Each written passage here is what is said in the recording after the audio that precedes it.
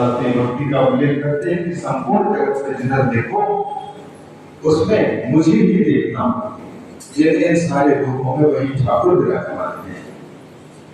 नमः समस्त भूतानां आदिभूताय भूते अनेक रूप रूपाय कृष्ण में प्रभु विष्णु अनेक रूप धारण करके वो एक अकेला खेल रहा है। हमने परिवार का दृष्टांत देकर कहा था कि परिवार का प्रत्येक सदस्य बनकर के एक अकेला भी खेल वाला आया है, लेकिन हम लोगों को ये क्योंकि पूर्व जन्म के कुछ ऐसे कर्म हैं जिन कर्मों के कारण हमारी भावनाएं बिखरी हुई हैं और हम पहचान नहीं पाते उनको, तो उनको वंदन, उन भगवान को पहचानने की कोशिश। तो क्या हो रहा है, भगवान की कथाएं, भगवान के बारे में जब कोई सुनता है तो जिसकी जितने अधिक ऐसा करना, जिसके गुरुदेव ने जिस देवता का मंत्र बताया हो, इस देवता के जब करना, वह उसकी कथाओं को ढूंढ ढूंढ करके सुनवाना या सुनना। तो मान लो कोई माँ का भक्त है और माँ के नाम का उच्चारण करता है, उनके मंत्र का जप कर रहा है, तो उसके नाम में निष्ठा और नाम में श्रद्धा और उससे सुख की प्राप्ति होती है। तो पहला पुरुषार्थ जीवन में खाने लायक है, पहले हम अपने परिवार के पालन पोषण के लिए, अपने खाने पीने की व्यवस्था के लिए अर्थ का अर्जन करते हैं, वो पुरुषार्थ में जाता है। दूसरा हो, और उसके साथ साथ में अगर एक कदम आगे बढ़ जाए तो धर्म। ये तीन पुरुषार्थ करीब ले जाते हैं, तीन पुरुषार्थ जिनमें जीवन में इनको पाना होता है, सारे मेहनत इन तीनों को पाने के लिए होता है। और चौथा मेहनत, चौथा पुरुषार्थ है इनको छोड़ने के लिए। इसलिए गोस्वामी तुलसीदास जी ने रामचरितमानस में सच्चे भक्त की पहचान बताते हुए कहा, धर्म अर्थ काम मोक्ष। मेरा भक्त, भगवान का भक्त क्या कहता है, मुझे ये चारों में चारों नहीं चाहिए।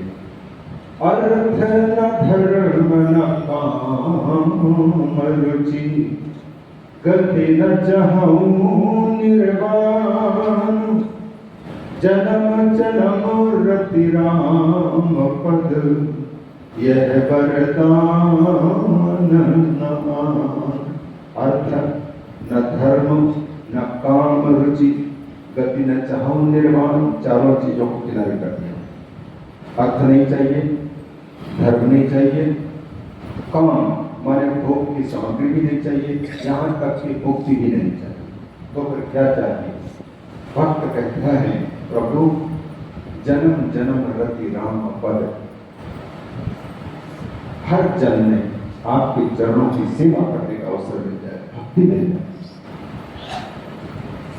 मैया को, देवभूति माँ को भगवान कपिल देव जी कहते हैं, मेरे भक्त ऐसे होते, मुझसे चाहते नहीं, मुझे चाहते, मेरी भक्ति का, ये भक्ति के सच्चे तो पहचान है। तो ये 5 प्रकार की मुक्ति प्रदान करने वाले भगवान मुकुंद है। मुकुंद मुक्तिं ददाति भक्तिं ददाति इति मुकुंदः, पर भगवान मुकुंद।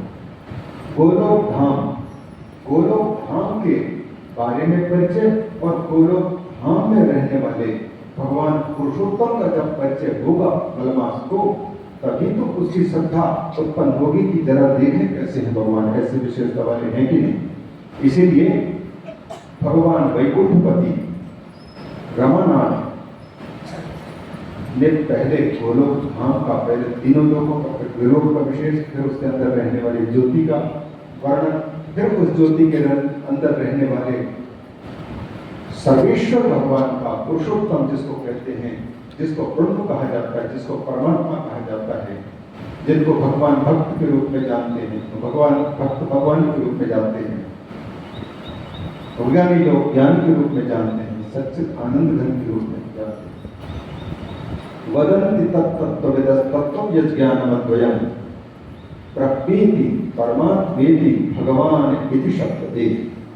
ये चारों की बात यहाँ पे, भक्त उसको भगवान कहता है, योगी उसको परमात्मा कहता है, और ज्ञानी भक्त जो वेदांती है वो ब्रह्म कहता है, और चिंतन करने वाला जिसको बोध हुआ है, ज्ञान हुआ है स्वयं का, तो वो ज्ञान रूप ही परमात्मा नजर आते हैं। सचमुच हम सबके अंदर में बुद्धि के गुफा में बैठ करके ज्ञान सब कुछ दिखा रहा है।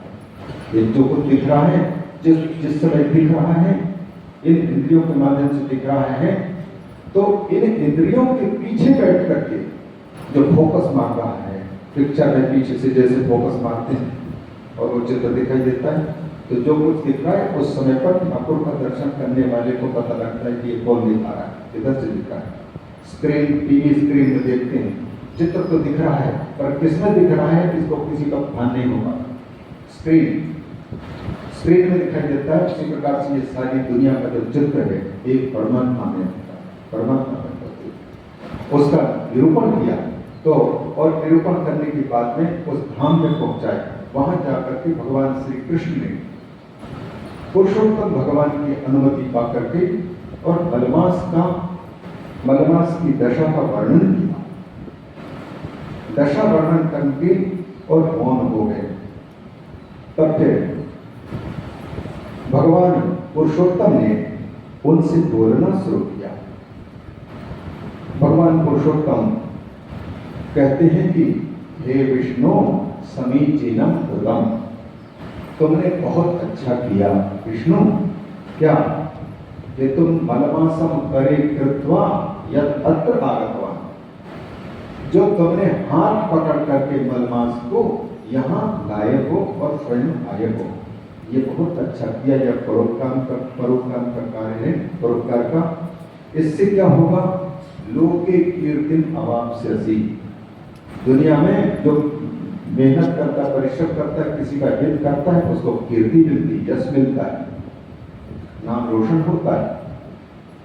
तो वैकुंठनाथ, तुमने अगर किसी दीनहीन की दीनता को दूर करने के लिए उसको मेरी शरण में लाए हो, इस काम के कारण तुम्हारी कीर्ति सब जगह फैलेगी, तुम कीर्तिमान होगे, और जो तुम्हारा भक्त होगा उनको भी तुम्हारी कृपा से कीर्ति की प्राप्ति होगी, यश की प्राप्ति होगी, नाम रोशन होगा।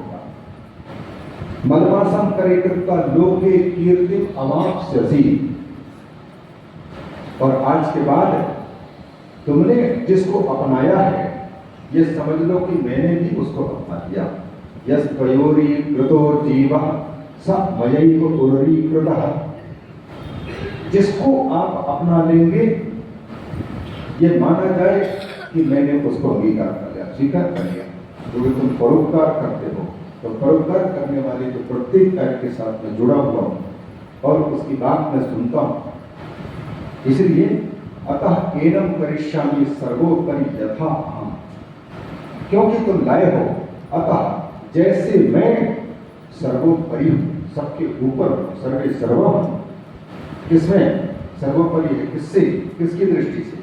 व्यक्ति किसी एक गुण की दृष्टि से बड़ा होता है, गुण से, कीर्ति से, अनुभव से, प्रभाव से। षड्भगैश्च पराक्रमैः, 6 प्रकार के भग होते हैं जिनको ऐश्वर्य बोलते हैं। उन 6 ऐश्वर्यों से भी पहचान होती है। तो 6 ऐश्वर्यों और भक्तों को वरदान देने से, और अन्यश्च मासकैः मामकैः मणैः, अन्य जो मेरे गुण हैं उन गुणों को इसको देकर के जैसे मैं हूं उसी प्रकार से इसको मेरे समान मैं बनाऊंगा, क्योंकि ये आपका भक्त है। आपने इसको पकड़ करके मेरे पास लाया है, एक प्रकार के प्रसिद्ध एजेंट का काम किया है आपने, इसलिए आपको भी मैं मानता हूं और आपके द्वारा लाए हुए कम से कम मेरी शरण में तो आया। गुणैः कीर्त्यानुभावेन षड्भगैश्च पराक्रमैः भक्तानां वरदानेन गुणैः अन्यैश्च मामकैः। 6 भगों को भगवान इस शब्द में आता है, उनको निरूपण नहीं करूंगा, प्रसंग के साथ दूसरी बार करूंगा। 6 भग जिनके पास में अगर एक भग भी हो जाए, ऐश्वर्यस्य समग्रस्य धर्मस्य यशसः श्रियः ज्ञान वैराग्योश्चैव षण्णां भग इतीर्णाम्। भग शब्द अनेकार्थक है, अंग विशेष वाचक होता है माता का, और दूसरा भग माने 6 चीज होते हैं। जो भगवती हैं, भगवान हैं, जिनके पास में भग शब्द के साथ में वानवती जुड़ा हुआ है, उनके पास में 6 चीजें उपलब्ध होती है। यह 6 में से कोई एक हो सकता है, तो या तो उनको भाग्यवान कहा जाएगा या भगवान कहा जाएगा। समग्र ऐश्वर्य का मालिक।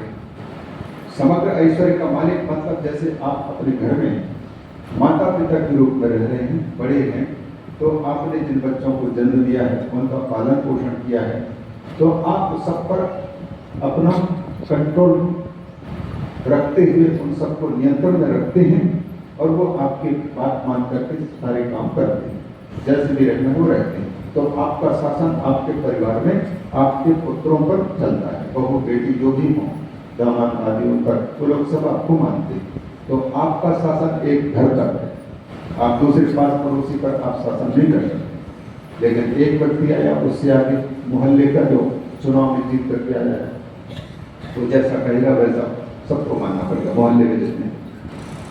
उसी प्रकार से गांव का सरपंच अगर बोल रहा है, ग्राम का सचिव बोल रहा है, तो फिर वो भी अच्छे काम करने में लगा हुआ है, क्योंकि चुनाव जीत करके आया है, तो उसकी बात भी आपको सुननी पड़ती है। उसका शासन एक गांव में, एक व्यक्ति है थाने में जिसका दबदबा है, एक व्यक्ति है पूरे जिले का मालिक है, और एक है कमिश्नर पूरे संभाग का मालिक है, और एक प्रदेश का मालिक है, प्रदेश पर वो शासन कर रहा है, और एक देश में शासन कर रहा है, वो उसकी वो जो दायरा है और बड़ा हो गया। पर एक देश का मालिक केवल अपने देश की प्रजा पर ही शासन कर सकता है, दूसरे देश की प्रजा पर, जनता पर शासन करने का उसको भी अधिकार नहीं है। ये बात अलग है कि उसकी अच्छाइयों को देख करके दूसरे देश के लोग भी उसके प्रति श्रद्धा रखना शुरू करते हैं, उनके साथ अच्छा व्यवहार करना शुरू कर देते हैं। तो उसका शासन, उसकी अच्छाई के कारण सब लोग उसका अनुसरण करने को तैयार होते हैं। लेकिन पूरे विश्व का शासन करने का सामर्थ्य किसी भी भूपति में, किसी भी राजा में नहीं। यह शासन किसके हाथ में? जिसने इस पृथ्वी को बनाया, जिसने इन समस्त राष्ट्रों के जीवों को बनाया, जिसने पूरे सूरज चांद बनाए, वो सबको नियमन करता है, सब पर शासन है। वो है परमेश्वर, और बाकी है ईश्वर, वो परम ईश्वर। हम लोग ईश्वर हो जाएंगे देश तक, व्यक्ति तक, लेकिन हम क्या कुत्ते को ये सिखा पाएंगे कि तुम ऐसे बैठना, ऐसे उठना, ऐसे चलना, या उनको कोई सिखा पाएंगे? भूखना हमने सिखाया है क्या? उसको वही कंट्रोल कर रहा है कि किस समय पर भूखना है, कैसे भूखना है, उसके प्रति उसको कर्तव्य का बोध करा दिया। कुत्ता, बिल्ली, पेड़ पौधे, सबको सब पर शासन कर रहा है। इसलिए इसको कहते हैं ईश्वर पना, इसको कहते हैं ऐश्वर्य। सब पर शासन करने का जो सामर्थ्य है, इसका एक नाम पड़ा ऐश्वर्य। यह एक भाव हुआ ऐश्वर्य से समग्रस्य, और सारे कीर्तियों का मालिक होना। क्रिकेट के क्षेत्र में भी नाम रोशन हो गया, गायन के क्षेत्र में भी नाम रोशन हो, और नृत्य के क्षेत्र में भी, वादन के क्षेत्र में भी, समाज सेवा के क्षेत्र में भी। क्या सभी क्षेत्रों में कोई व्यक्ति ऐसा है जो सब में नाम रोशन कर रहा था? कोई एक क्षेत्र में वो नाम कमाता है, उसकी कीर्ति होती है। लेकिन परमात्मा ऐसे हैं, समस्त कीर्तियों के मालिक। इसलिए जो कीर्ति चाहते हैं या कीर्ति प्राप्त करते हैं, वो भगवान की कृपा से कीर्ति प्राप्त करते हैं। बात यह है कि वो परमात्मा को भूल जाए और अपनी की कमाई मान ले, तो उसको धड़ाम से नीचे गिरना पड़ सकता है। भगवान की कृपा से प्राप्त वस्तु को अपने पुरुषार्थ मान करके चलता है। ठीक है, पुरुषार्थ कर रहा है, लेकिन पुरुषार्थ करने का सामर्थ्य किसने दिया? बुद्धि किसने दी? इसलिए सब कुछ देने वाले। तो ये दूसरे भाग ऐश्वर्यस्य समग्रस्य धर्मस्य, संपूर्ण धर्मों का मालिक। हम केवल कोई एक धर्म के अनुसारी या एक धर्म के लोगों को सिखा सकते हैं, सभी धर्मों को, सभी धर्म वालों को अनुकूल नहीं कर पा रहे। यशः श्रिया, श्री जी, समग्र लक्ष्मी, जितने लक्ष्मियां हैं उनके मालिक होना, समग्र ज्ञान, समग्र वैराग्य, 6 चीज का नाम है भक्त। भक्त जिनके पास में है उनको कहते हैं भगवान। जैसे जिसके पास में धन होता है उसको क्या बोलते हैं? धनवान बोलते हैं। जिनके पास बुद्धि है उनको बुद्धिमान बोलते हैं। उसी प्रकार जिनके पास भग है उनको कहते हैं भगवान।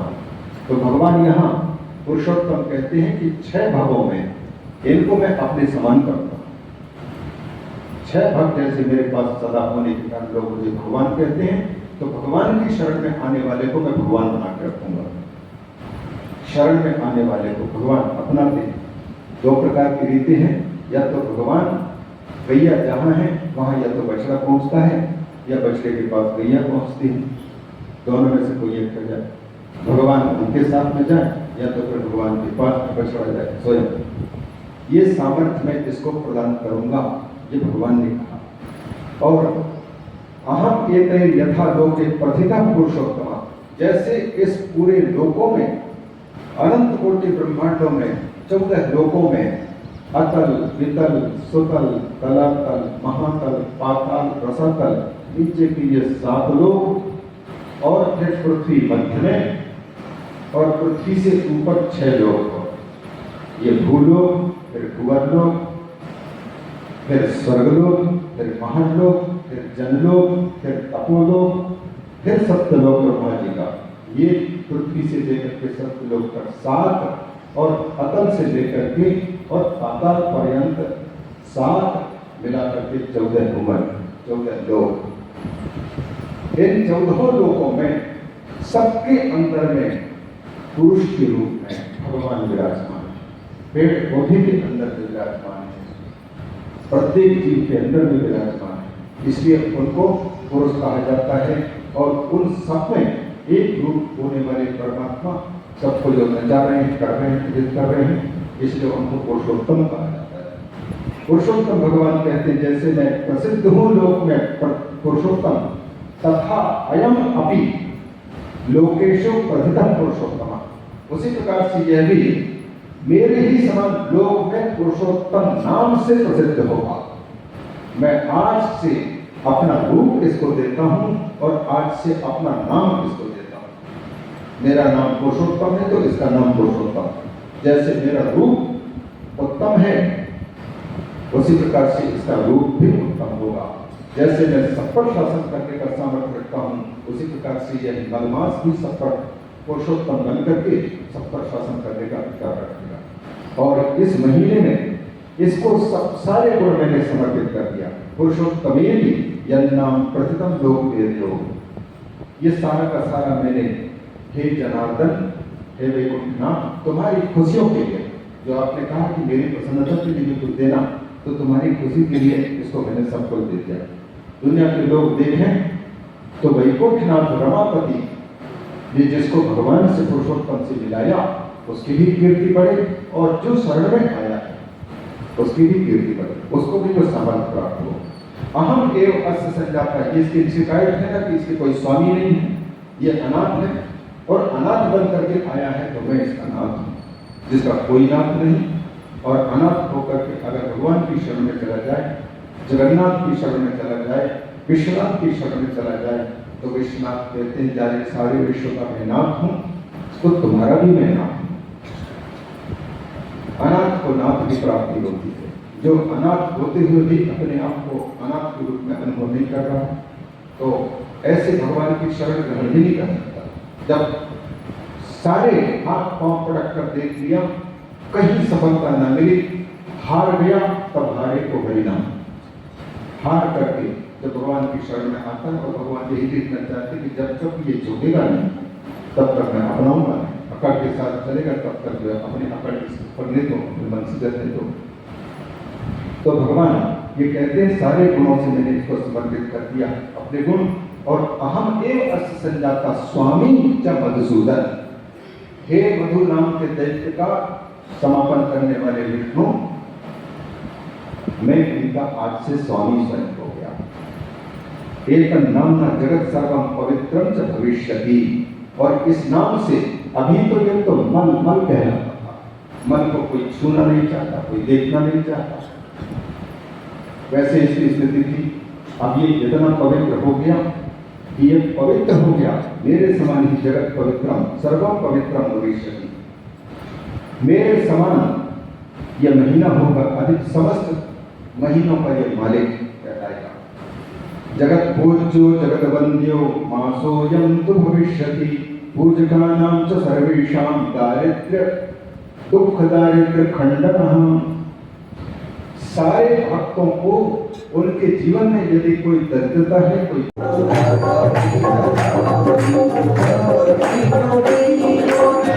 Thank you.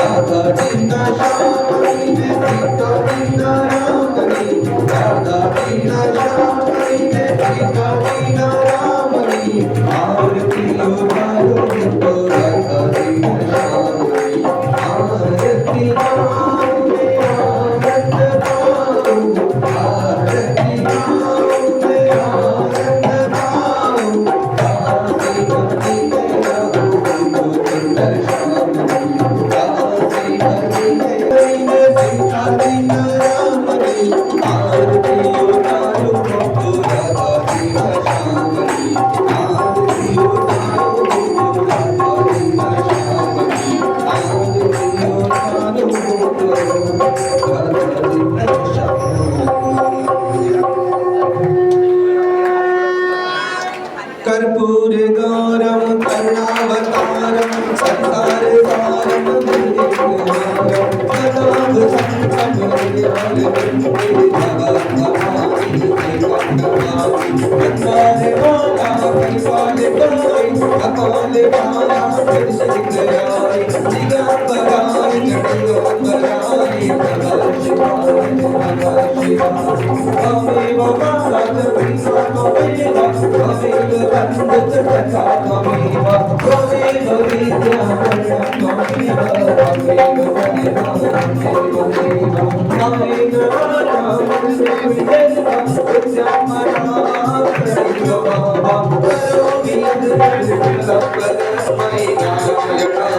Thank you.